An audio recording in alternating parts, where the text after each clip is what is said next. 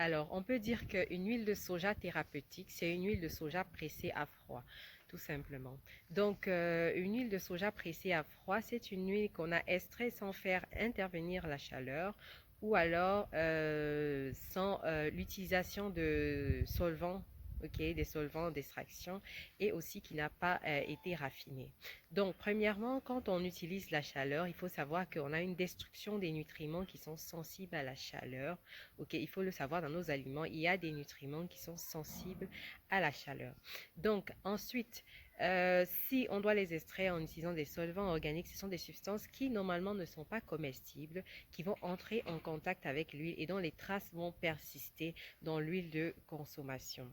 Et puis, il faut savoir que le raffinage, en fait, fait intervenir de très fortes chaleurs qui vont détruire des composés qui sont présents dans nos huiles, parce qu'il faut savoir que dans nos huiles, il y a des composés qui sont thérapeutiques, qui vont être détruits. Il y a des nutriments qui sont sensibles à la chaleur, qui vont être détruits. Et en plus des fortes chaleurs, le raffinage fait intervenir d'autres procédés qui retirent, comme je le disais, je parlais tantôt des composés thérapeutiques. Ça va retirer ces composés thérapeutiques. Et à la fin, on se retrouve avec une huile, ok, tout simplement avec sa composition d'acides gras, mais le potentiel thérapeutique et les nutriments qui sont naturellement présents sont perdus. Alors que dans une huile pressée à froid, ces nutriments-là sont préservés et les composés thérapeutiques sont présents dans l'huile.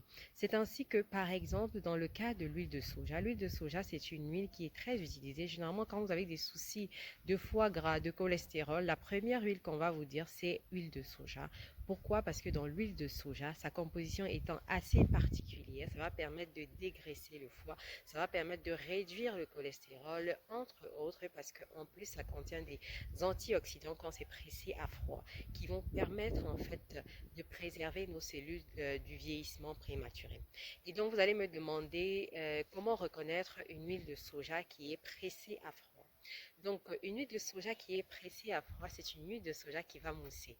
Voilà, quand vous allez secouer la bouteille, ok, s'il est dans une bouteille ou dans un n'importe quel conditionnement, n'importe quel packaging que vous avez, quand vous secouez, vous allez voir que ça va mousser. C'est en fait lié à sa composition particulière. C'est lié à la présence de phospholipides qui, à l'intérieur, sont très importants pour réguler le cholestérol, pour dégraisser le foie et pour rehausser notre système immunitaire. Il faut savoir que ce sont ces phospholipides en fait qui constituent la barrière en fait de nos cellules. Donc ça préserve l'intégrité de nos cellules, on va dire cela comme ça.